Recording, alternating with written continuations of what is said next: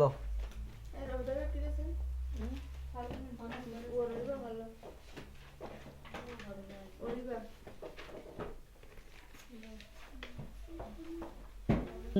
দ্রব্য সামগ্রী আছে, এই সমস্ত কিছু থেকে এগুলিকে এভিডেন্স হিসেবে উনি দেখছেন সে রিভিউ আপনার। তারপর যে সিম্বলিক যে ইন্ডিকেটর, এভাবে উনি ব্যাখ্যা করার চেষ্টা করছেন।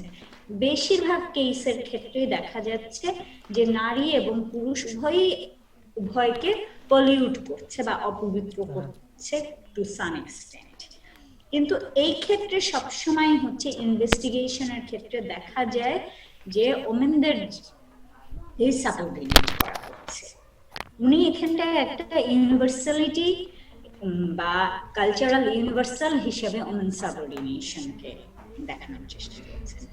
এই এক্সাম্পল থেকে উনি আরো বলছেন ট্র্যাডিশনালি এই যে সাইটটা দেখা যাচ্ছে, ইভেন লোয়ের যে গবেষণা আছে ম্যাট্রিলিনিয়াল যে ক্রোধের উপরে, সেখানটায় উনি বলছেন যে ওমেনদের একটা সানড্যান্স ড্যান্সের ক্ষেত্রে একটা মানে মর্যাদাপূর্ণ অবস্থান আছে। সানড্যান্স কি নিশ্চয়ই জানেন?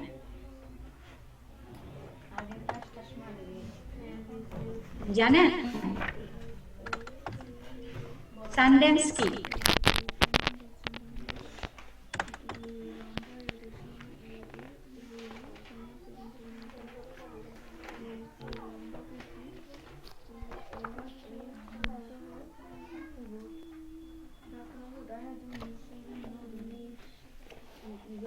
সানড্যান্স কি?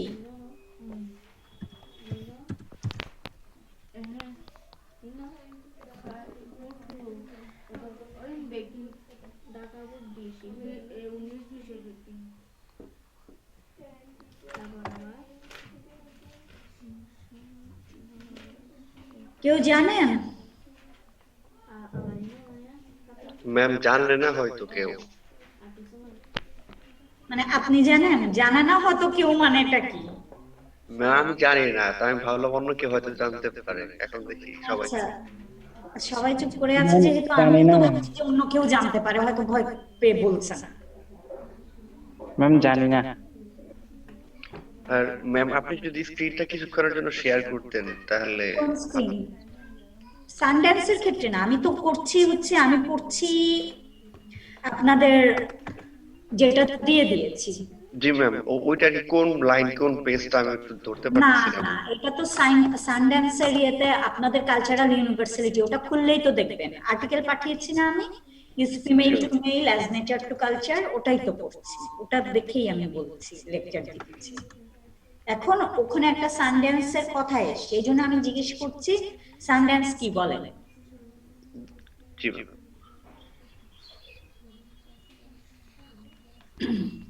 সানড্যান্স হচ্ছে একটা সেরেমনি, রিলিজিয়াস সেরেমনি, বেশিরভাগ ক্ষেত্রে নেটিভ নর্থ আমেরিকান, তারপর অ্যাবরিজিনাল কানাডিয়ানরা ওরা প্র্যাকটিস করে। প্লেন কালচারে এটা হচ্ছে কি একটা মানে সূর্যকে কেন্দ্র করে বলা হয় যে অ্যান্টি কলোনিয়াল একটা অ্যাক্টিভিটিও, এই জন্য তখন হচ্ছে তৎকালীন সময় ব্রিটিশরা এটার উপরে কি করেছিল, কিছু রেস্ট্রিকশন এবং প্রহিবিশন তৈরি করেছিল। যেমন ধরেন আপনারা গোস্ট ড্যান্সের কথা পড়েছেন না?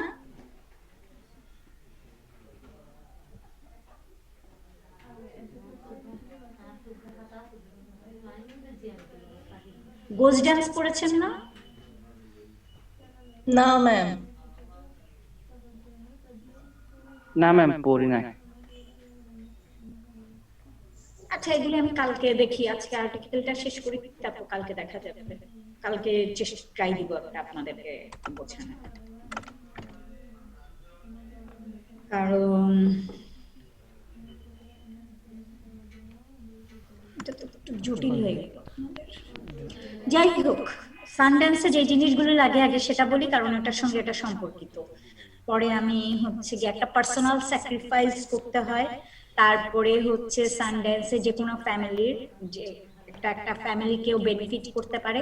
আগুনের চারপাশে ঘুরে ওরা নাচ নাচে, এবং এটা হচ্ছে গিয়ে অনেক বছর ধরে চলমান একটা কালচারাল অ্যাক্টিভিটি যেটা, এবং একই সঙ্গে ওরা হচ্ছে গিয়ে এটা রিলিজিয়াস, সেরেমোনিয়াল, তারপরে হচ্ছে ফ্যামিলি ওরিয়েন্টেড, এবং একই সঙ্গে ফিজিক্যাল এবং স্পিরিচুয়াল যেই স্যাক্রিফাইস আছে সোসাইটির, সেভাবে এই ড্যান্সটা করা হয়। এটা ছিল একদল মানুষের মিলিত একটা অবস্থা। এই ড্রামগুলি ইউজ করা হচ্ছে ট্র্যাডিশনাল ড্রাম, যেগুলি হচ্ছে প্রত্যেকেই যারা ড্যান্স করবে তারা ছাড়াও প্রত্যেকের ফ্যামিলি মেম্বাররাও ওখানটায় অংশগ্রহণ করে। যেহেতু তখন কলোনিয়াল যে শাসকরা তারা খুব ভীত থাকতো মানে মানুষের একতাবদ্ধ হওয়াকে, এই জন্য ওরা এক্ষেত্রে প্রোহিবিটেড করেছিল বিভিন্ন ক্ষেত্রে, কারণ এটাকে কেন্দ্র করে অনেকে মানে আদিবাসী গোষ্ঠীগুলি একত্রিত হচ্ছিল। প্রোরা মূলত ম্যাট্রিলিনিয়াল যে সোসাইটি, তারা, আপনারা নিশ্চয়ই ডিসেন্ট যখন পড়েছেন তখন প্রোদের কথা পড়েছেন, তাই না? ওই জায়গা থেকে আমি বলছি যে সানড্যান্সের ক্ষেত্রে হচ্ছে ওদের নারীদের একটা মর্যাদাপূর্ণ অবস্থান ছিল। ওরা এছাড়া হচ্ছে পরিচালক ছিল টোবাকো সেরেমনি যেটা আছে ওদের, সেক্ষেত্রেও। এবং সানড্যান্সের ক্ষেত্রে আরেকটা গুরুত্বপূর্ণ অংশ ছিল পুতুল। আবার এটার ক্ষেত্রে কিছু রেস্ট্রিকশন ছিল, যাই হোক সেটা পরে আলোচনা করছি। এছাড়া দেখা যাচ্ছে ওরা হচ্ছে কুকড মিট ফেস্টিভ্যালের হোস্টেস হিসাবেও কাজ করত, কারণ বেশিরভাগ ট্র্যাডিশনাল সোসাইটিতে হচ্ছে কুকিং অফ মিট হচ্ছে মেল ওরিয়েন্টেড ওয়ার্ক এভাবে দেখা হতো, কারণ প্রেস্টিজিয়াস ফুড হিসাবে মিটকে আইডেন্টিফাই করা হতো, এবং বেশিরভাগ সময় রান্না করতে হচ্ছে পুরুষরা।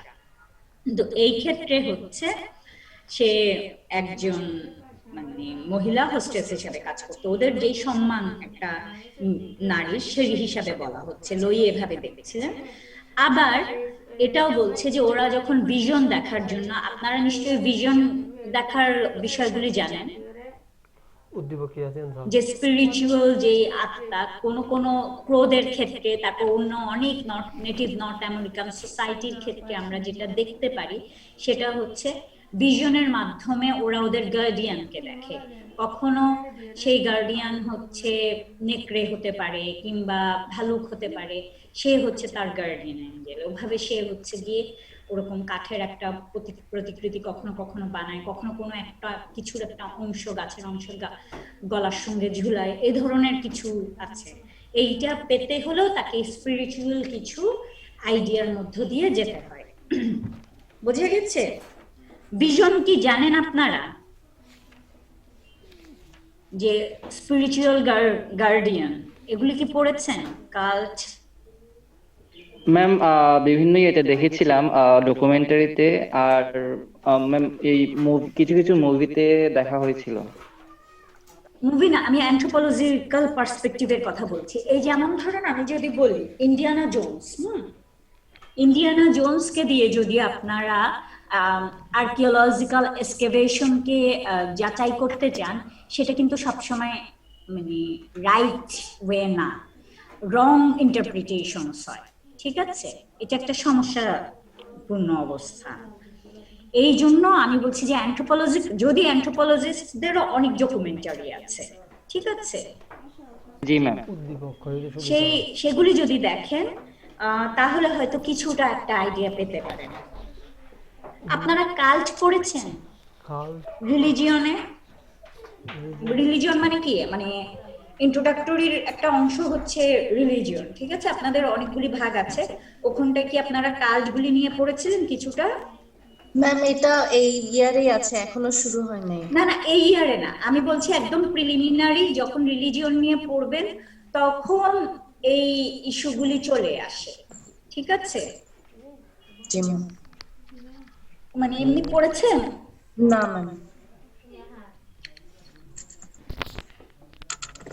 আচ্ছা শুনেন, আপনাদের আমি একটা কাজ করি, ঠিক আছে? কালকে আমি তাহলে অন্য একটা ক্লাস নিই। একটা সমস্যার মধ্যে পড়ে গেলাম আমি। পড়াচ্ছি জেন্ডার, এখন যদি আমাকে ওকে,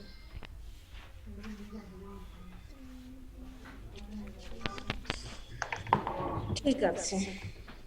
ভিশন, দাঁড়ান, সাইন ডান্স,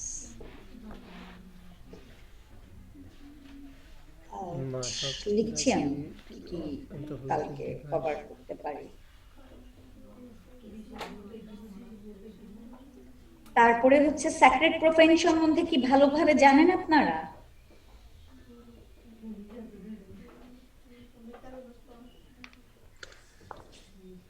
স্যাক্রেড প্রোফাইন সম্বন্ধে কি ভালো করে জানেন আপনারা?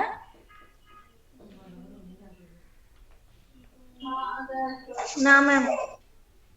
ওকে, দাঁড়ান আমি লিখছি। আপনাদের সঙ্গে কথা বলতে বলতে আমাকে লিখতে হচ্ছে, কারণ হচ্ছে এই জিনিসগুলি যদি কভার না করি তাহলে জেন্ডার বোঝা খুবই ডিফিকাল্ট হয়ে যাবে অনেক ক্ষেত্রেই। আর এটা বুঝতে গেলে ধরেন সান ড্যান্স না বুঝে আপনারা তো এদিকে ঢুকতে পারছেন না। যাই হোক, এখন আজকে মোটামুটি অন্যভাবেই কভার করতে হচ্ছে।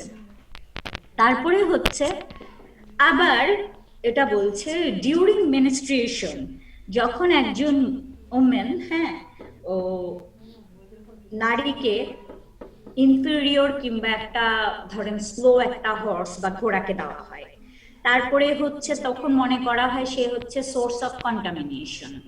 এই সময় তাকে হচ্ছে গিয়ে যে কোনো আহত ব্যক্তির কাছে যেতে দেওয়া হয় না, কিংবা যারা হচ্ছে ওয়ার পার্টি অ্যারেঞ্জ করে তারা যখন ওয়ার শুরু হবে এই ধরনের তাদের কাছ থেকে দূরে রাখা হয়। এই নিষেধাজ্ঞাগুলি প্রত্যেকটা যেই স্যাক্রেড অবজেক্টগুলি আছে তার ক্ষেত্রেও প্রযোজ্য। এই ক্ষেত্রে যুদ্ধের ওয়েপনগুলির ক্ষেত্রেও একই কথা বলা যায়। এই যেমন ধরেন আপনারা ইয়েতে পড়েছেন, আরেকটা জিনিস পড়েছেন যে ওয়ারের ক্ষেত্রে আফ্রিকান যে মাসাইরা তাদেরকে মনে করা হয় যে কোনো ফিমেল তার যে মানে মিনিস্ট্রেশনের সময় তার কোনো রকম ওয়েপনে হাত দিতে পারবে না। যদি হাত দেয় বা পরিষ্কার করার চেষ্টা করে তাহলে তার যে যুদ্ধের যে কলা কৌশল সেগুলি হারিয়ে যাবে বা সে সম্পূর্ণভাবে ওগুলির ক্ষমতাও হারিয়ে যাবে, ওই যুদ্ধ অস্ত্রগুলি আর অস্ত্র হিসাবে থাকবে না, এরকম মনে করা হয়। তারপর আবার নারীদের যে বিভিন্ন পার্টিসিপেশন আছে বিভিন্ন আচার ব্যবস্থায়, সেখানটায় লুই বলেছেন যে পার্টিকুলারলি সান ড্যান্সের যেই ইয়েটা আছে, পুতুলটা থাকে, সেই পুতুলটা হচ্ছে আনর্যাপ কোনো মিনিস্ট্রেশন অবস্থায় কোনো মহিলা করতে পারবে না, বা কোন রকম অন্য কোনো মহিলাই তুমি বলা উচিত না। এবং এছাড়াও আরো লস গ্রাস বলে আরেকজন আছেন, উনিও বলছেন যে একটা পুতুল যেটা হচ্ছে উইঙ্কেল ফেস বলে একজনের, সেটা হচ্ছে গিয়ে কি করা হচ্ছে, কোনোভাবেই টাচ করা যাবে না। এই ধরনের পার্টিকুলার যেই পুতুলগুলি কিংবা এই ধরনের স্যাক্রেড অবজেক্টগুলি মেয়েদের দ্বারা কি বলবো কোন রকম স্পর্শ যদি করা হয় তাহলে এটার ক্ষমতা বা এটার যে অবস্থা সেটা হারিয়ে যাবে। এবং যদিও উনি বলছেন, শেরিডি অল্টনার বলছে, ওদের হচ্ছে একটা টিপিক্যাল কেস বলা হচ্ছে, ওদের যে সার্টেন পাওয়ার এবং রাইট আছে সেটা হচ্ছে যে একটা হাই পজিশনে থাকতে পারে। যেমন ধরেন নিরাকুয়ান সোসাইটির কথা বলছি, কিন্তু উনি এখানে ক্রোর কথাই বলছেন, কিন্তু আলটিমেটলি যে লাইনটা, সেই লাইনটা মহিলা এবং পুরুষদের বা নারী এবং পুরুষের যে কাজের বা তারা কোন জিনিসটা হ্যান্ডেল করতে পারবে করতে পারবে না, এটাও একটা কি করা হচ্ছে, লাইনে দাঁড় করা হচ্ছে, একটা বাউন্ডারি তৈরি করা হয়েছে। এবং বলা হচ্ছে যে মিনিস্ট্রেশন হচ্ছে ওয়ারফেয়ারের জন্য একটা থ্রেট। এটা হচ্ছে গিয়ে যেটা হচ্ছে বেশিরভাগ ক্ষেত্রে মনে করা হয় ওয়ারফেয়ার হচ্ছে একটা ভ্যালু, সবচেয়ে বেশি মূল্যবান একটা প্রতিষ্ঠান যে কোনো একটা কোট আনকোট ট্রাইবের, এবং এটা হচ্ছে একটা সেলফ একটা ডেফিনিশনও তৈরি করে। এবং এই ক্ষেত্রে যে স্যাক্রেড অবজেক্ট, সেটা হচ্ছে এই অবজেক্টগুলির ক্ষেত্রেই নিষেধাজ্ঞা আছে নারীদের ক্ষেত্রে, যেটা হচ্ছে কোনো রকম ভাবে সে তারা দেখা বা টাচ করা বা স্পর্শ করা যাবে না। এই যে সিমিলার যে এক্সাম্পলগুলি, এগুলির ক্ষেত্রে বিভিন্ন যে সোসাইটির এভাবে দেখা হয়েছে। এই জন্য সাবঅর্ডিনেশন উনি বলছেন সেগুলি আপনার কালচারালি ইউনিভার্সাল, এভাবে বলছেন উনি একভাবে দেখেছেন, আমরা সমালোচনা করে করব। এবং উনি আরো বলছেন যে সেকেন্ডারি স্ট্যাটাস অফ উমেন হচ্ছে গিয়ে একটা গিভেন একটা পর্যায়ে, এভাবে দেখা। তারপরে হচ্ছে নেচার অ্যান্ড কালচারের কথা যদি আমরা বলি, হয় আপনারা লেকচারটা যদি নিজেরা দেখে তাহলে দেখবেন উনি এভাবে বলছেন যে ডিভলিউশন অফ ওমেনকে আসলে কিভাবে দেখা হচ্ছে। যেই কেসগুলি দেখা যাচ্ছে একটা হচ্ছে বায়োলজিক্যাল ডিটারমিনেশন, এভাবে দেখা হচ্ছে। জেনেটিক্যালি অনেক সোসাইটিতে মনে করা হচ্ছে মেল স্পেসিসরা যারা আছে তারা হচ্ছে কি ডমিনেন্ট একটা সেক্স, এবং তারা হচ্ছে ন্যাচারাল, এটা একটা ন্যাচারাল প্রসেস এভাবে দেখানো হচ্ছে, এবং যেটা হচ্ছে বলছে ল্যাকিং ইন ফিমেল যে স্পিসিস সেটার কথা এভাবে দেখা হচ্ছে। এবং আবার বলছে যে ওমেনরা এটাকে জাস্টিফাই করার চেষ্টা করছে অনেকেই, উনি এটা যদিও ভাবে অ্যাগ্রি না, উনি বলছেন যে ন্যাচারালি সাবঅর্ডিনেট, তার মানে প্রাকৃতিক ভাবেই তাদেরকে সাবঅর্ডিনেট হিসাবে দেখা হচ্ছে। তার মানে ইউনিভার্সালিটির সঙ্গে একটা যে মানে নেচারকে সংযুক্ত করে এটা একটা ন্যাচারাল সাবঅর্ডিনেশন এভাবে দেখানো হচ্ছে। তারপরে হচ্ছে আমরা যে বেশিরভাগ ক্ষেত্রেই অ্যানথ্রোপোলজিস্টরা বা সমাজ বিজ্ঞানীরা উনি বলছেন, শেরিডি অর্টনার বলছেন আসলে জেনেটিক ডিটারমিনিজম থেকে সরে এসেছে, এই জায়গা থেকে হচ্ছে উনি বলতে চাচ্ছেন না। উনি আসলে যে ফ্যাক্টটা বলতে চাচ্ছেন সেটা human being as a cultural being, ওভাবে তার যে হিউম্যান বিং এর যে ফিজিক্যাল বডি আছে তার ক্ষেত্রেও কিন্তু তাকে খালি ফিজিক্যাল বিং হিসেবে দেখলে চলবে না, তাকে বায়োকালচারাল বিং হিসেবে দেখতে হবে। সে যেমন একই সঙ্গে বায়োলজিক্যাল বিং, তেমনি তারও একটা নন ফিজিক্যাল মাইন্ড আছে, যেটা হচ্ছে ইন্ডিভিজুয়ালের প্রত্যেকের থাকে। সে একই সঙ্গে তার যে পারিপার্শ্বিক অবস্থা তার সঙ্গে তার সম্পর্ক আছে, তার রিলেশনশিপ আছে, সে তাদের সঙ্গে কথাবার্তা বলছে। তার মানে হিউম্যান বিং হচ্ছে প্রত্যেকেই একটা পার্সোনাল সার্ভাইভালের মধ্য দিয়ে যাচ্ছে, এবং একই সঙ্গে তারা কি করছে, জন্মালে মারাও যাচ্ছে। এগুলি হচ্ছে গিয়ে স্টেটমেন্ট, কিন্তু সোসাইটি এবং কালচারেরও আলাদা একটা ইন্টারেস্ট আছে। এভাবে উনি প্রবলেমগুলিকে আইডেন্টিফাই করেছেন, যেভাবে নেচার হিসেবে দেখাচ্ছে মোস্ট জেনারেলাইজ সেন্সে। আবার প্রত্যেকটা কালচার হচ্ছে জেনারিক্যালি কালচার একটা, আবার এটা হচ্ছে সিস্টেমেটিক্যালি প্রসেসের মাধ্যমে কি হচ্ছে মিনিংফুল ফর্ম দিচ্ছে সিম্বল, এবং এর যে আর্টিফ্যাক্টস কিংবা যে জিনিসপত্রগুলি আছে আর্কিওলজিক্যাল এভিডেন্সগুলির মাধ্যমে আমরা দেখতে পাই যে কালচারের একটা সদা পরিবর্তনশীল অবস্থা আমরা এভাবে কি করছি, দেখছি, আইডেন্টিফাই করছি। আবার যে ক্যাটাগরিতে আমরা নেচার এবং কালচারকে দেখছি, যে কনসেপচুয়াল ক্যাটাগরি, সেটা হচ্ছে গিয়ে বাউন্ডারিগুলি আবার এভাবে কালচারাল থটকেও, যে কনসেপ্টকেও, এগুলিও হচ্ছে গিয়ে পিওরিটি এবং পলিউশন থট।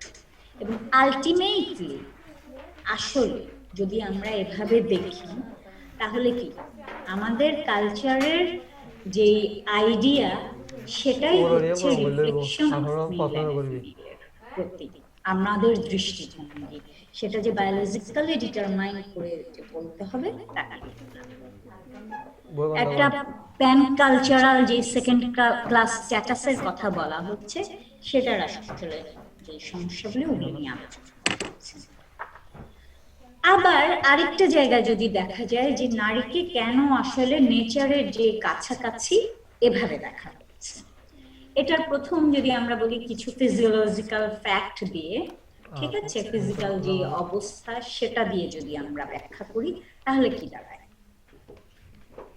সেখানটায় হচ্ছে একজন নারীর শরীর এবং এর যে ফাংশনগুলি আছে বা এর যে কাজগুলি আছে সেগুলি হচ্ছে তাকে নেচারের ক্লোজে দিকে কাছাকাছি নিয়ে গেছে পুরুষ অপেক্ষা। বুঝে গেছে? পুরুষ অপেক্ষা একটা নারীকে নেচারের কাছাকাছি নিয়ে গেছে তার যে বডি ফাংশন আছে সেটা দিয়ে। তারপরে হচ্ছে ওদের সোশ্যাল রোলকে বলা হচ্ছে যে লোয়ার অর্ডার হিসাবে দেখা হচ্ছে এবং কালচারাল প্রসেসকে পুরুষের কাজ হিসাবে দেখা হচ্ছে। এটা একটা। তারপরে হচ্ছে তৃতীয়ত নারীদের যে ট্রেডিশনাল বা ঐতিহ্যবাহী যে সোশ্যাল রোল সেটা হচ্ছে তার আবার বডি এবং তার যে সাইকিক স্ট্রাকচার বা ফিজিওলজিক্যাল নেচার সেই সোশ্যাল রোল আবার কিরকম, বডি ফাংশন বা এই জাতীয় যে কথাগুলো আমরা বলছি তার মানে কি, সে সন্তান জন্ম দিচ্ছে। আপনারা যদি আমাদের সোসাইটিতেও যান বা সরি আমাদের সোসাইটির এক্সাম্পল থেকেও যদি দেখি, অনেক গ্রামে আগে এক সময় বৃষ্টির প্রথম বৃষ্টির একদম 7 দিন পর্যন্ত জমিতে লাঙ্গল দেওয়া হতো না। এটার সাথে মনে করা হতো যে নারীর যেরকম নারী দেহে যেরকম মিনিস্ট্রেশনের যে সাইকেলটা হয় ঠিক একই রকম প্রসেস প্রকৃতিও তার মধ্য দিয়ে যায়। এইসব কারণে অনেকগুলি রিচুয়াল বা আচার ব্যবস্থা আমরা দেখতে পারি সোসাইটিতে। এই প্রহিবিশন গুলি আস্তে আস্তে উঠে গেছে, সব সোসাইটি এখন আর প্র্যাকটিস করে না, কিন্তু একসময় নাকি। তার মানে প্রথমত যদি আমি বলি যে women's physiology scene as closer to nature, যদি এই জায়গা থেকে আলোচনা করা হয় তাহলে কি হচ্ছে, শেরিবি আপনার আর্গুমেন্টটা এভাবে দিচ্ছেন, উনি বলছেন যে সামান্থা বেবিয়ার যে রিভিউ ওই জায়গায় physiological structure, development, function human ফিমেলের, এটা হচ্ছে একটা ফিমেলকে তৈরি করছে, যেটা হচ্ছে মেল থেকে তাকে আলাদা করছে। এবং সে আরো বলছে যে যে মেজর এরিয়াগুলি আছে ফিমেল বডি অ্যাপারেন্ট অনলি অন্য কোনো আর কি ফাংশন, হেলথ বা স্টেবিলিটি ওয়াইজ ইন্ডিভিজুয়ালের ক্ষেত্রে কোনো স্পেসিফিক ফাংশন করছে না, সেও কিন্তু একই রকম ডিসকমফোর্ট, পেইন বা ডেঞ্জারের মধ্যে দিয়ে যাচ্ছে। এবং তার পার্সোনাল হেলথকে আসলে কিভাবে দেখা হচ্ছে, এবং কারণ হচ্ছে তার যে রিপ্রোডাক্টিভ অর্গান এটা দিয়ে তাকে নেচারের কাছাকাছি আবার অনেকে নিয়ে যাচ্ছে। ঠিক আছে, এর দ্বারা হচ্ছে সে যেভাবে আসলে জমিতে ফসল উৎপাদন করা হচ্ছে ঠিক একই সঙ্গে মনে করা হচ্ছে সে সন্তান জন্ম দিচ্ছে। এই জায়গাগুলিকে উনি আরো বিস্তারিত আসলে ব্যাখ্যা করেছেন কে, শেরিবি বাবা। যদিও সামান্থা বেবিয়ার যে আদর্শিক অবস্থা থেকে উনি যেভাবে মূল্যায়ন করেছেন ওনার যে সেকেন্ড সেক্স বইটাতে ফিজিওলজিক্যাল সিচুয়েশনকে এভাবে দেখার চেষ্টা করেছেন। এবং সামান্থা বেবিয়ার হচ্ছে গিয়ে আলোচনার মধ্য দিয়ে শেরিবি আপনার আসলে ওনাকে রেফারেন্স করে অনেক মানে কথা বলেছেন, যেখানটায় হচ্ছে উনি বলছেন যে ফিমেলকে বা নারীকে আসলে বা নারী সত্তাকে বা নারীর যে ইন্ডিভিজুয়ালিটিকে সেটাকে হচ্ছে এনসেবলমেন্টের মধ্যে দিয়ে নিয়ে যাওয়া হয়েছে স্পেসিফিক রিলেশনের ক্ষেত্রে যদি আমরা এভাবে বলি। ঠিক আছে, এটা হচ্ছে কি টু হোল মিজারি এভাবে দেখাচ্ছে। বায়োলজিক্যাল বিং হিসাবে ফিমেলের যেই অবস্থা সেটাকেই হচ্ছে তার যে অধস্থনতা এটাকে তৈরি করেছে রিপ্রোডাকশন। এবং মার্কস এঙ্গেলস এর কথা যদি আমরা বলি, বা আপনারা তো পড়েছেন না মার্কস এঙ্গেলস, পরিবারের বিবর্তন নিয়ে পড়েছেন না? জি ম্যাম। ওখানটাও কিন্তু একইভাবে উনি তাদের যে ধারণা ওভাবে বলেছেন যে যে ক্রিয়েটিভিটি, আর্টিফিশিয়ালিটি এই জায়গাগুলো থেকে। এবং উনি বলছেন একইভাবে এটাকে একটা অবজেক্ট হিসাবে তৈরি করা হয়েছে, তার যে ফিজিওলজিক্যাল অবস্থা সেটাই নারী অবস্থানের মূল জায়গা হিসাবে ব্যাখ্যা করেছেন। দ্বিতীয়ত হচ্ছে মানে নারীর যেই সোশ্যাল রোল সেটা হচ্ছে কালচারাল যেই রোলের থেকে দূরবর্তী দেখিয়ে বলছেন নেচারের বরঞ্চ অনেক কাছাকাছি। শেরিবি আপনারা আবার এভাবে দেখছেন যে ফিজিওলজিক্যাল ফাংশন, একটু আগে আমরা যে কথাগুলো বলছিলাম সেই জায়গা থেকে কি করে পরস্পর একই, নেচারের কাছাকাছি। এবং যখনই বলছে যে আমরা যেমন ধরেন প্রত্যেকটা ক্ষেত্রেই কেউ যদি মানে ইভেন আমাদের যদি স্পোর্টসেও দেখি তাহলে কি দেখতে পারি, নারীর অংশগ্রহণ স্পোর্টসে অনেক কম, তাই না, পুরুষের তুলনায়। এই ক্ষেত্রে আমরা কি কি কোন কোন ইস্যুগুলি দেখতে পারি? একটা হচ্ছে ফিজিওলজিক্যাল যে ফাংশন, এটা আমি পরবর্তীতে আলোচনা করছি। যাই হোক, ফিজিওলজিক্যাল ফাংশনের কারণে একটু আগে যে কথাগুলি বলছিলাম সেটাই, যে সোশ্যাল যে তার যে মুভমেন্ট, এটা কি এক ধরনের রেস্ট্রিকশনের মধ্যে দিয়ে যান। সন্তান গর্ভাবস্থা থেকে শুরু করে সন্তান জন্ম দেওয়ার পর পর্যন্ত অনেক দিন কিছু রেস্ট্রিকশন এবং কালচারাল আচারের মধ্য দিয়ে যেতে হয়, এবং ফুল যে প্রসেসটা অনেকগুলি সংস্কার আমাদের সমাজ ব্যবস্থায় রয়েছে, তাই না? এবং ফুল ব্যবস্থাটাকে একটা ন্যাচারাল হিসাবে দেখানো হয়, দেখিয়ে তাকে একটা সিগনিফিকেন্ট রোল দেওয়া হয়, যে রোলটা তাকে পালন করতে হয়, যেটা আবার তাকে প্রকৃতির কাছাকাছি নেওয়া হচ্ছে এই জায়গা থেকে। এবং একটা পার্টিকুলার যে মাদার চাইল্ড রিলেশনশিপ এভাবে দেখা হচ্ছে, এবং এটাকে একটা ইউনিভার্সালিটি হিসাবে দেখানো হচ্ছে, যে সন্তানকে কি করা হবে, একজন মাই লালন পালন করবে, এবং সে ছাড়া আর কেউ, সে যেহেতু নার্সিং এর যে প্রসেসের মধ্য দিয়ে যাচ্ছে, অন্য কেউ যাচ্ছে, এবং তার যে অবস্থা এটা পুরোপুরি নেচারের সাথে একটা ক্লোজার মানে অবস্থা হিসাবে দেখানো হচ্ছে তার সার্কামস্ট্যান্সকে, এবং তার যে ডোমেস্টিক যে মানে অবস্থা বা তার হাউসহোল্ডের সাথে তার যে সম্পর্ক, এটা পুরাটাই হচ্ছে নার্চারিং এবং কেয়ারিং একটা রোলের মধ্য দিয়ে দেওয়া হচ্ছে। ডোমেস্টিক মানে ওয়ার্ল্ড বলা হচ্ছে এটাকে। এই ইস্যুটা সম্পূর্ণভাবেই একটা কিভাবে দেখতে পারি, বলছে যে হিউম্যান যে ইনফ্যান্টরা আছে তারা হচ্ছে তখনই হিউম্যান বা তার আগে পর্যন্ত আনসোশ্যাল একটা অ্যানিমাল হিসাবেই থাকছে, যতক্ষণ না পর্যন্ত সে একটা সোসাইটির অংশ হিসাবে বেড়ে ওঠে। এখন এটা বেশিরভাগ সময় হচ্ছে কালচারাল ওয়েতেই কি করা হয়, বড় করা হয় তার যে ইনফ্লুয়েন্স।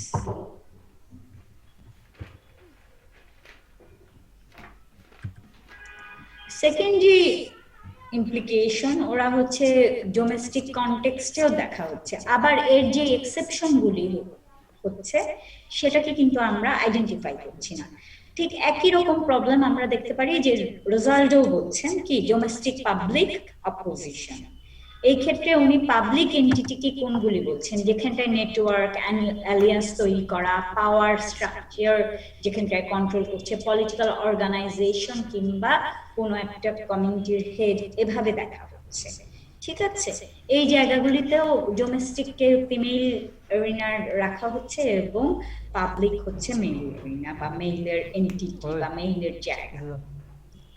আবার লেভি স্ট্রসের যে এলিমেন্টারি স্ট্রাকচারস অফ কিনশিপ, ওখানটা আমরা কি দেখতে পারি, ফার্দার যে সিগনিফিকেন্স গুলি দেখতে পারি, অপোজিশন হচ্ছে নেচার এবং কালচারের। উনি হচ্ছেন বাইনারি অপোজিশনের কথা বলেছেন। আপনারা পড়েছেন লেভি স্ট্রস বাইনারি অপোজিশন?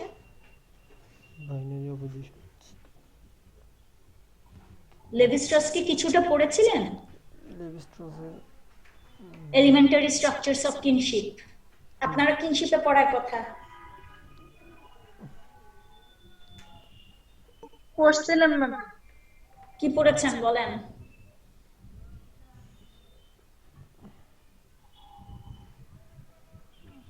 কিভাবে অ্যালিয়েন্স তৈরি করা হয়, ইনসেস্ট প্রোহিবিশন মানে বা ইউনিভার্সাল ইনসেস্ট প্রোহিবিশন কিভাবে কাজ করে, কিভাবে অ্যালি তৈরি করে বা অ্যালিয়েন্স তৈরি করে এক্সোগামাস গ্রুপের সঙ্গে ম্যারেজের মাধ্যমে। ঠিক আছে, এই জায়গাগুলোকে তৈরি করা হচ্ছে। এবং এই অ্যালিয়েন্স যখন তৈরি করে, ম্যারেজ যখন আউটসাইড ওয়ানস ওন গ্রুপ হয়, তখন কি হয়, বায়োলজিক্যাল ফ্যামিলি হচ্ছে গিয়ে একটা এলিমিনেটেড হয়ে যাচ্ছে। ঠিক আছে, ওরা হচ্ছে গিয়ে আলাদা হয়ে যাচ্ছে। এবং সবসময় বেশিরভাগ ক্ষেত্রে অনেক সোসাইটিতেও, আমাদের সোসাইটিতেও বিভিন্ন, যদি আমরা কথা বা প্রবাদের মধ্য দিয়ে যাই, যে একটা মেয়েকে করে রাখা হচ্ছে কারণ সে কিন্তু তখন এটা, এর সাথেও কিন্তু দমনের আরেকটা ইস্যু কাজ করে এইসব সোসাইটিতে, যেখানটায় হচ্ছে তার পরিবার থেকে দূরে আরেকটা জায়গায় সে যাচ্ছে এবং নিজের পরিবারও মনে করছে সে তাদের গ্রুপের বা তাদের কিন গ্রুপের অংশ না, সে আরেকটা ক্রিম গ্রুপের মানুষ হয়ে গেছে। আবার ওই ক্রিম গ্রুপও তাকে সবসময় মনে করছে শি ইজ আউটসাইডার। এই যে ট্রিটমেন্ট, এই যে স্টেটমেন্ট, বক্তব্য, এটাও কিভাবে সাবঅর্ডিনেশন করে। আপনারা আমাদের সোসাইটির দিকে যদি দেখেন, পাবলিকের যে মানে পাবলিক বা প্রাইভেটের যে এরিনা, ঠিক তেমনি ভাবে আমরা লেভি স্ট্রসের যে কি বলবো কিনশিপের যে থিওরি, সেখানে আসলে বুঝতে পারি সোসাইটির যে এইসব সোশ্যাল অর্ডারের ক্ষেত্রে আমরা দেখি যে একটা সাবঅর্ডিনেশনের জায়গাও তৈরি করছে, ফ্যামিলির ক্ষেত্রে, কিনশিপের ক্ষেত্রে, ফ্যামিলির ক্ষেত্রে, ম্যারেজের লেভেলের ক্ষেত্রে। এবং মানে সোশ্যাল যে ইস্যুগুলি যেভাবে আসলে ন্যাচারাল বলা হচ্ছে এবং মিনিস্ট্রেশনের সময় যেভাবে মানে পলিউটিং ধরে কাজ করা হচ্ছে, এইটাকেও আবার ন্যাচারাল কিভাবে বলা হচ্ছে, মানে কালচারাল যেই প্র্যাকটিস, সেটাই অনেক কাজ দিয়ে সাবঅর্ডিনেশন তৈরি করা হচ্ছে। কালচারাল রিজনিং আসলে একটা আরেক ধরনের কালচারাল অর্ডার তৈরি হচ্ছে, যেটা হচ্ছে কম্পেলিং। আমি যদি বলি এই ধরনের ডিভাইস আমরা কি করতে পারি, কাজ করতে পারি, দেখতে পারি বা দেখা যায়। আচ্ছা দাঁড়ান, কালকে ক্লাস কয়টায় আপনাদের? একটু আমি দেখছি, হ্যাঁ দেখে আমি বলছি, জানাচ্ছি। আপনাদের তো লিংক দিয়ে দিয়েছি।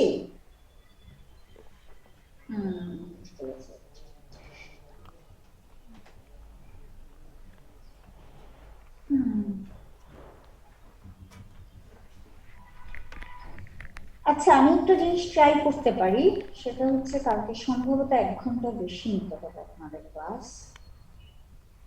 দেখি ট্রাই করবো, নয়তো পরে আরেকটা নেব।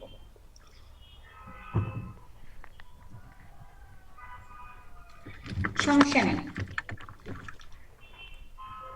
ওকে, এতটুকু পর্যন্ত বুঝেছেন নাকি? ফুল ফ্লেজ যে মেম্বার, সেখানটায় কিভাবে সমস্যা তৈরি করে, কালচারাল প্র্যাকটিস কিভাবে সাবঅর্ডিনেশন তৈরি করে, এগুলি কি আইডেন্টিফাইড? বুঝতে পারছেন? যেমন ধরেন, আমি সোসাইটিতে, আপনারা নিশ্চয়ই যখন ডিভিশন অফ লেবার বা জেন্ডার, কিংবা আপনারা যেখানটায় কিনশিপে পড়েছেন, সেটা হচ্ছে প্রেস্টিজ ফুড কুকিং এর ক্ষেত্রে বেশিরভাগ এই কাজটা করে মেয়েরা। ফুড মানে সেই, কিংবা সবজি উৎপাদনের ক্ষেত্রে প্রেস্টিজ ফুড যেটা উৎপাদনের কাজ করে মেয়ে। এভাবে কিউজিন দিয়ে কিভাবে আসলে কুকিং দিয়েও আমরা কিভাবে ডোমেস্টিক এবং পাবলিকের যে বিষয়টা, এরিনাটা আছে, প্রাইভেট পাবলিকের এরিনা, সেটা বুঝতে পারি, তাই না? আবার হায়ারার্কির ক্ষেত্রে আপনারা যদি চিন্তা করে দেখেন, কোট আনকোট, আমরা যদি আমাদের বাসার কথা বলে থাকি, কোট আনকোট হেল্পিং হ্যান্ড যদি আমরা যাদেরকে বুয়া বলছি, হ্যাঁ, তাদের আর একটা শেফের বেতন কি এক? একজন ড্রাইভার এবং একজন কোট আনকোট বুয়া, তাদের কি এক বেতন? স্ট্যাটাস আলাদা হয়ে যাচ্ছে। আমরা কাজের মাধ্যমে কিভাবে আসলে সাবঅর্ডিনেশন তৈরি করছি। তারপরে হচ্ছে যখন মেইল হচ্ছে, যখন ওটা সে কাজ করছে, তখন ওটার স্ট্যাটাস বেড়ে যাচ্ছে। এইসব সোসাইটিতে হচ্ছে মানে কিছু একদম ডোমেস্টিক যে এরিনার এই কাজগুলি, সেক্ষেত্রেও কত রকম সমস্যা তৈরি করে, আমরা সেটার কথা বলতে পারি, তাই না? পারি? জি ম্যাম। মানে কিউজিনের ক্ষেত্রে যদি আমি বলি, সেক্ষেত্রে সেম ফাংশন কিভাবে আসলে হায়ারার্কি তৈরি করে, সেম ফাংশন কিভাবে আসলে ডিসক্রিমিনেশন তৈরি করে। নেচার কালচারের যে মানে কনসেপ্ট বা যে টোন, সেটা আবার আরেক ধরনের কি রকম হায়ারকি কিংবা কি ধরনের আমরা যদি বলি ডিসক্রিমিনেটিং অবস্থা তৈরি করছে সেটা দেখতে পাচ্ছি। সোসাইটির যে অবস্থা সেক্ষেত্রে বারবার এই ধরনের সমস্যা তৈরি করে। তারপরে আবার ওমেন্স সাইকি হচ্ছে দেখা হচ্ছে ক্লোজার টু নেচার, নেচারের একদম কাছাকাছি হিসেবে দেখা হচ্ছে বডি একটা। তারপরে হচ্ছে সাইকিক স্ট্রাকচারকে হচ্ছে কন্ট্রোভার্সিয়াল হিসেবে দেখা খালি না দেখলে চলবে না। ন্যান্সি চাউড্রোর যে পেপার আছে সেই পেপারে হচ্ছে উনি যেভাবে সাইকিক স্ট্রাকচারকে তৈরি করা হয়েছে সেই ক্ষেত্রে ফিমেনিন এবং ম্যাসকিউলিন সাইকিকে আলাদা করা হয়েছে। এই এই জায়গাগুলি সব জায়গায় উনি বলছেন যে এক ধরনের অপারেশন, এক ধরনের কি বলবো সমস্যা আমরা দেখতে পারি সোসাইটিতে। যদিও চাউড্রো হচ্ছে কার্সনের যে স্টাডি আছে তার মাধ্যমে কিছু প্রকাশ করেছেন, যেভাবে আসলে দেখেছে মেনকে যেভাবে আসলে অবজেক্টিভ হিসাবে অনেকেই দেখানোর চেষ্টা করেছে এবং মেনকে সাবজেক্টিভ, ইমোশনাল এইরকম যে স্ট্যাটাসগুলি দিচ্ছে। কারণ আপনারা যদি ফ্রেঞ্চ বা ইংলিশ যে ফেনোমেনন আছে ওয়ার্ডে, সেখানে দেখবেন যে প্রকৃতিকে বেশিরভাগ সময় শি দিয়ে ভালো কথা মনে করছো, আমার মনে ছিল না এটা। এই জায়গাগুলিকে যদি আপনারা দেখেন, যদি পড়েন জেন্ডারের ক্ষেত্রে আমরা এইভাবে কি করতে পারি দেখতে পারি। কালকে যে ইনভলভমেন্ট এবং আমরা যদি চাইল্ড কেয়ারের ইনভলভমেন্টের মধ্য দিয়ে যেতে পারি যাই দেখি, এনকালচারেশনটা শিশুর মানে মেল ফিমেল দুই পক্ষেরই একদম শিশুকাল থেকে। এবং চাইল্ড কেয়ারের প্রাইমারি যে রেসপন্সিবিলিটি সেটা হচ্ছে বেশিরভাগ সময় নারীরা।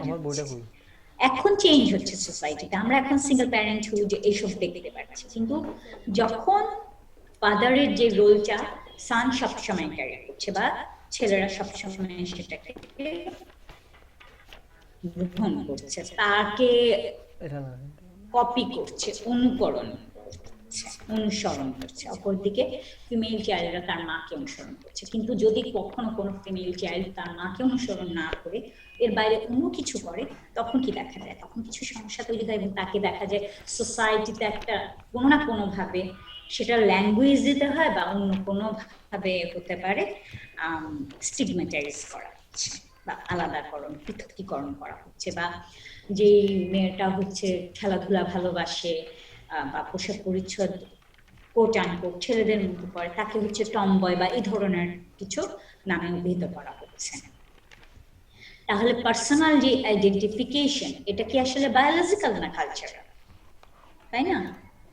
এবং মাদারহুডকে সাথে যে কেয়ারিং নার্চারিং এর কথা বলা হয়, জেনারেলাইজেশনের দিকে নিয়ে যাওয়া হচ্ছে, সেটাও কিন্তু আরেক ধরনের কালচারাল কি লার্নিং।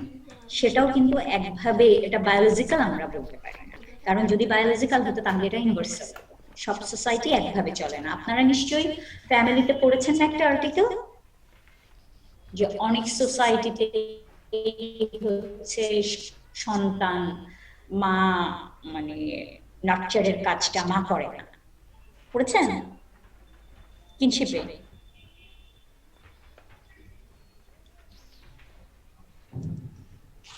পড়েছেন?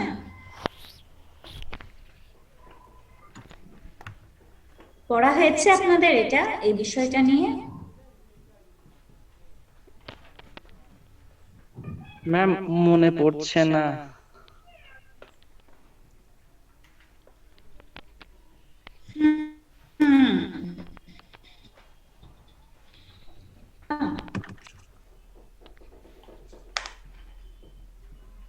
আপনারা অনেক কিছুই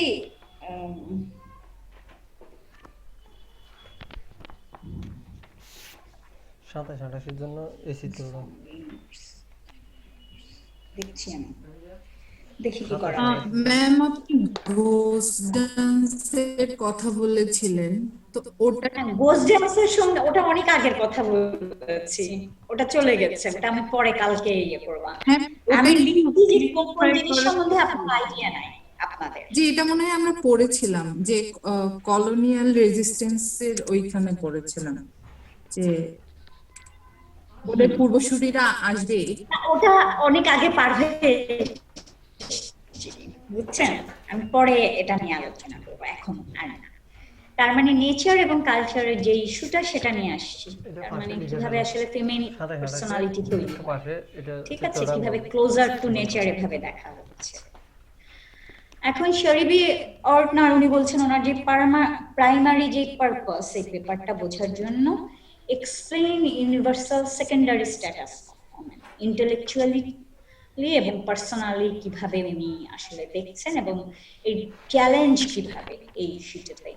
একই সঙ্গে এটা কেন আসলে ইউনিভার্সালিটি যেভাবে বলা হচ্ছে কালচারাল ইউনিভার্সাল নাকি, আমরা সেদিকেই যাচ্ছি আলোচনায়। তারপর লোকাল যে ভ্যারিয়েবলস গুলি এখানে বলা হচ্ছে, ইকোনমি, ইকোলজিক্যাল, তারপরে হচ্ছে history, political, social structure, value, world view, এগুলি আসলে ভ্যারিয়েশন গুলি এই ইউনিভার্সালের মধ্যে কিভাবে আছে, যেগুলি আবার এই ইউনিভার্সালকে পুরোপুরি ব্যাখ্যা করতে পারে না, ঠিক আছে। বায়োলজিক্যাল ডিটারমিনেশনের ক্ষেত্রে আমরা যদি দেখি, আদর্শিক অবস্থা বায়োলজিক্যাল ডিটারমিনেশনকে আবার কি করছে না, স্বীকৃতি দিচ্ছে না, এটা আবার এক্সপ্লেইন করতে পারছে না, কিছুই ভ্যারি করে। ইভেন বায়োলজিক্যাল যে অবস্থা, অনেক সোসাইটিতে ট্রান্সভেস্টিটাইড বলে একটা মানে টার্ম আছে, যেটা আমরা যদি বলি হিজড়া বা এই ধরনের বা কোট আনকোট থার্ড জেন্ডার, যদিও এটা নিয়ে অনেক চ্যালেঞ্জ আছে, অনেক সমালোচনা আছে প্রত্যেকটা জায়গায়। গ্লোবাল যে ইস্যু, এক্ষেত্রে আমরা যদি এভাবে দেখি, এভাবে বলা হচ্ছে। তারপরে হচ্ছে তারা যেভাবে হচ্ছে ডিপলি রুটেড কিভাবে নেচারের সাথে, এটা একভাবে দেখছে। আরেকটা হচ্ছে যেভাবে আসলে নেচার এবং কালচারের যে ফাংশন সেটাকে দেখা হচ্ছে, কালচারকে সবসময় দেখা হচ্ছে তৈরি করা, নিজের কাছে রাখার ডিফারেন্ট একটা সর্ট অফ প্রসেস ওয়ার্ল্ডে, এবং নেচারকে হচ্ছে গিয়ে এভাবে দেখা হচ্ছে যে একদমই অপরিবর্তনশীল নেচারের অবস্থা বা নেচারের যে ক্যারেক্টারিস্টিক্স সেটা সেভাবে আসলে ওমেনকে কি দেখা যায় না। পুরা যে আলোচনাটাই এটা ফিজিওলজিক্যাল এবং অন্যান্য যে কোর যে জায়গাগুলি সেক্ষেত্রে আলোচনা করা হচ্ছে বা দেখানো হচ্ছে বা দেখানোর চেষ্টা করছে, বা শেরবির আপনার যেটা চেষ্টা করছে এটা ইউনিভার্সাল ইন নেচার নাকি বোঝার চেষ্টা করছেন পুরা স্টেপ বাই স্টেপ। তারপরে হচ্ছে তাদের যে সিম্বলিক যে অ্যাম্বিগুইটি আছে, রোজাল্ডো আবার যেভাবে বলছেন ফাইনালি কালচার নেচার রিলেশনশিপের ক্ষেত্রেও কালচারকে আসলে কিভাবে দেখা যাচ্ছে, যেভাবে আসলে বলছেন যে ক্লিয়ারিং অফ ফরেস্ট, এটা আবার কি করা হচ্ছে অনেক সোসাইটিতেও মেয়েদের কাজ, তার মানে হচ্ছে সেখানটায় হচ্ছে বীজ বপন করা এবং কি বলবো ফসল উৎপাদন করা, সেই জায়গা থেকে হচ্ছে উনি যে রিপ্রোডাকশন বা রিপ্রোডাকশন প্রসেস সেটা পুরোপুরি হচ্ছে রাইটস মেয়েদের অনেক সোসাইটিতে, এভাবেও আবার কি করা হচ্ছে দেখা হচ্ছে। আবার আরেক ধরনের পার্সপেক্টিভ যে পয়েন্ট থেকে বলা হচ্ছে সাইকিক মোড থেকে যে আলোচনাটা, ওনারা হচ্ছে হিউম্যান মোড অফ রিলেটিং এর ক্ষেত্রে ওরা একই সঙ্গে টপেও আছে আবার বটমে আছে, সেটাও কি আবার ইউনিভার্সিটি তৈরি করে নাকি, এটা আবার আরেক ধরনের সমস্যা তৈরি করতে পারে। তারপরে এই যে সিনথেসাইজিং গুলি, এগুলির ক্ষেত্রে আবার কালচারাল ভিউর ক্ষেত্রে যদি আমরা বলি, ফিমেল সিম্বলের ক্ষেত্রে বেশিরভাগ ক্ষেত্রে আমরা দেখছি পলিউশনের কথা, মিনিস্ট্রেশন পলিউশন, তারপরে হচ্ছে উইচ, ইভেল আই, এগুলির সাথে কি করা হচ্ছে সিম্বল করা হচ্ছে ফিমেল সিম্বল হিসাবে, ঠিক আছে। উইচ হচ্ছে ফিমেল বেশিরভাগ সময় এভাবে দেখা হয়। আবার অন্যদিকে যদি আমরা অপর পিছে আবার কি মাদার গডেস আছে না, মার্সিফুল যে সালভেশন, তারপরে ফিমেল সিম্বল অফ জাস্টিস, এগুলি আছে। আমরা যদি ল অ্যান্ড অর্ডারের যে সিম্বল সেখানটায় দেখি এটা ফিমেল একটা স্ট্রাকচারকেই দেখানো হচ্ছে। ফিমেল সিম্বলিজম এই জন্য হচ্ছে both in good and bad way, যে আমরা আর্ট, রিলিজিয়ন, রিচুয়াল, ল প্রত্যেকটা ক্ষেত্রেই দেখতে পাচ্ছি। এবং ফিমেল যে সিম্বলিজম, এটা ম্যাসকুলিন সিম্বলিজমের চেয়ে অনেক বেশি রিপিটেড এবং অনেক বেশি বারবার এসছে, এবং এটার যে প্রকৃতি, এটার যে ব্যাখ্যা, সেটাও হচ্ছে যে অনেক অস্পষ্ট, এখনো ওভাবে কি করা যায়, করা হয়নি।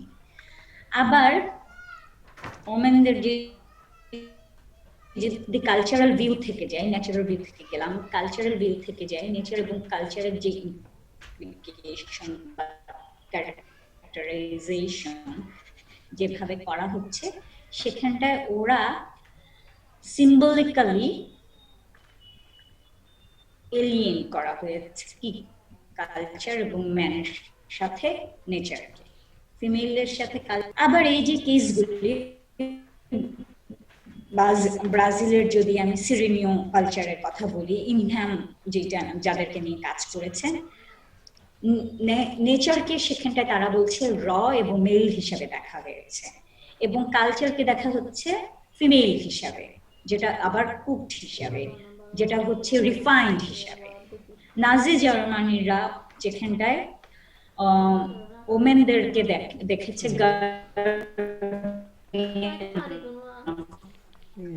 কালচার, মোরাল,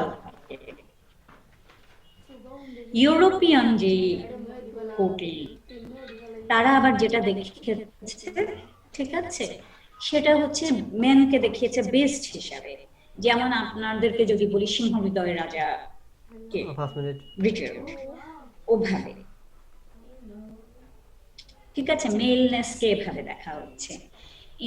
ওমেনকে দেখাচ্ছে প্রেস্টাইন একটা অবজেক্ট হিসাবে ভাবে দেখানো হচ্ছে। তারপরে স্প্যানিশ পিজানদেরকে আবার আরেকভাবে দেখা হচ্ছে। তাই নেচার এবং কালচারের যে অবস্থা, যে পজিশন, সেটা আসলে খুবই অস্পষ্ট। এভাবে কোনটা নেচার এবং কোনটা কালচার এভাবেও কিন্তু বলা যায় না। কালচার টু কালচার বা এরকম যে সিচুয়েশন, সেটা ভ্যারি করে।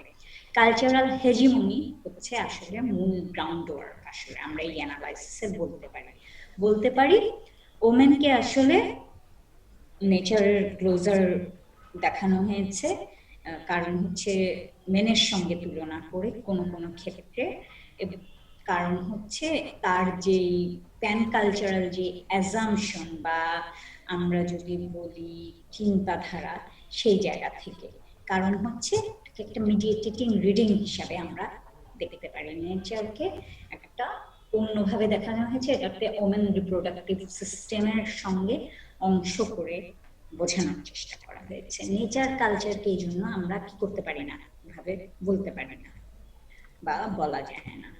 আলটিমেটলি যদি আমরা এভাবে বলি যে হোল যে ইস্যু, সেক্ষেত্রে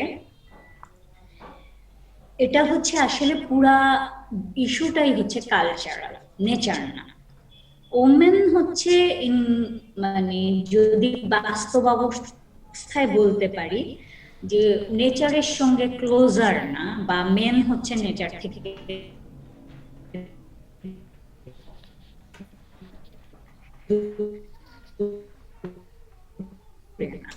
দুই পক্ষই হচ্ছে গিয়ে কি মানুষ একটা কালচারাল যে সিচুয়েশন, আমরা যদি বলি সোশ্যাল এবং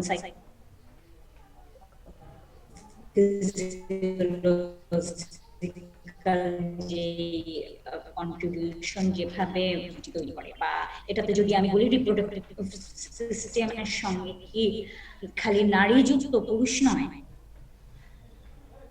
তারপরে হচ্ছে কালচারাল বা সোশ্যাল চেঞ্জের যে ইস্যুগুলি, এটা হচ্ছে গিয়ে সার্কুলেট হয় সোশ্যাল এবং সোশ্যাল বা ন্যাচারাল অ্যাক্টিভিটি কোনটা, এটাই কালচার টু কালচার ভ্যারি করে। সব কালচার একই রকম নয়, একইভাবে দেখে না।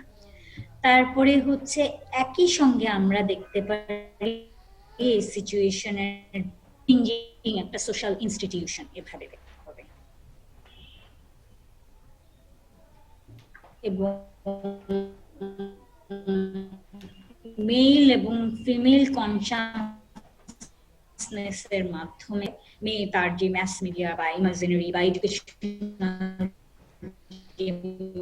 ম্যাটেরিয়ালগুলি আছে, এবং এর মাধ্যমে সে যে সোসাইটিতে অ্যাডাপ্ট করে সেই সোসাইটির রিফ্লেকশনই সে তৈরি করে। এবং উনি শেষে আর কি বলছেন, both men and women equally আসলে সোসাইটির সমস্ত ক্রিয়েটিভিটি বা অন্যান্য যে বিষয়গুলি আছে রূপান্তরের জন্য ইনভলভ। ওমেনকে আসলে কালচারের সঙ্গে এভাবে দেখা যায় না, আবার কালচারের যেটা নেচারের সঙ্গে তার থেকে আলাদাও করা যায় না, ভিন্নতর অবস্থা করা যায় না। এভাবে আমাদেরকে কি করতে হবে, দেখতে হবে। এই আলোচনাটাই আসলে শেরি বিয়র্টনার করেছেন। এতটুকু থাকুক আজকে, পড়েন আগে পুরা আর্টিকেলটা পড়েন, দেন হচ্ছে গিয়ে আমরা নেক্সট ক্লাসে এটা নিয়ে একটু আলোচনা করব, এটা নিয়ে আলোচনা করব, এবং তার সঙ্গে হচ্ছে গিয়ে অন্যান্য বেশ কিছু ইস্যু যদি চলে এসে থাকে সেগুলো নিয়ে আলোচনা করা যাবে। ঠিক আছে, আসসালামু আলাইকুম, আমি ক্লাস এন্ড করছি, ভালো থাকবেন। আসসালামু আলাইকুম। আর পরে কালকে কোশ্চেন করব, ঠিক আছে?